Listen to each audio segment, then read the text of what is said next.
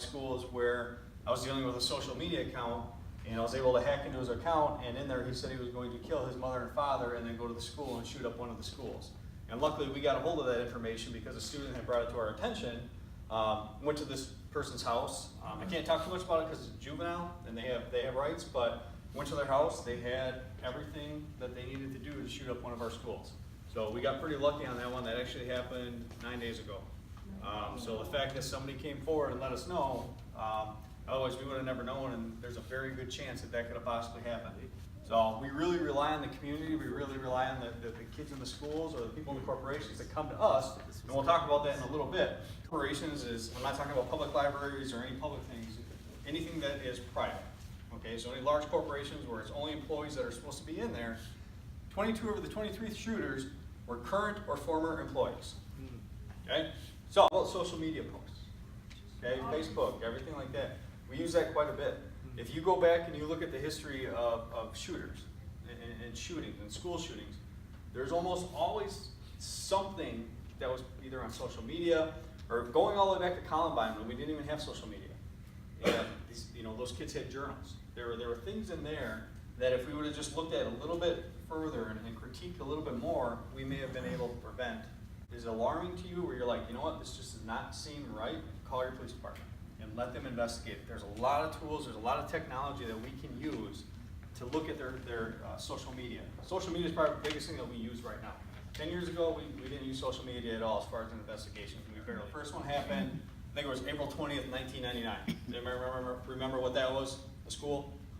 Columbine. Okay, so Columbine happened.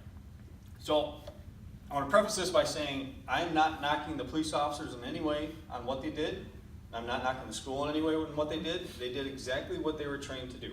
Okay?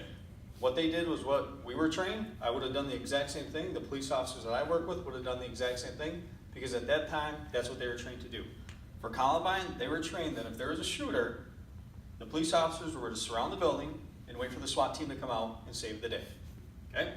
My SWAT team usually takes about 45 minutes to an hour to consolidate because you got to understand, we go all the way to Brookfield, to Bolingbrook, over to Naperville, up to Wooddale, and all the way around. So we're having officers come from all these agencies.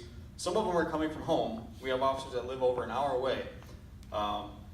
So you're talking 45 minutes to an hour before the SWAT team arrives. And that's what happened in Columbine. I think it was an hour and 7 minutes, something like that, where the shooting was. Don't quote me on that, but it was a long time. How many people do you think you can kill in an hour? At least an hour. Quite a few, right? Yeah, and quite a few died. What they did is, as soon as they heard that first shooting, they went into a lockdown mode, which means they shut the door, barricaded it, and they hit all the kids in what we call the deep corner. So this room's a little. The teachers did exactly what they were supposed to do. They got the kids, they shut the door, they locked it, put the kids in the corner, and they were quiet. Any one of my handgun rounds, there's probably not a door in this room or in this entire office that I can't shoot the locks out. So just because you're locking the door doesn't mean that the bad guy is not going to get in. It's kind of like a false sense of security. And bullets go through doors. Unless you've got a class 3 metal door, the bullets are going to go right through it. But to take out a locking mechanism on a door, I mean, all I have to do is put 3 rounds through the handle right there, going into the door jamb, and it's probably going to bust it open and I'll kick it in. Okay? But the reason that they usually lock the doors, they're hoping that the shooter comes by, sees that it's locked, and goes to the next one. Well, Sandy Hook, he didn't do that. He just went from room to room, went in, and killed a whole bunch of kids.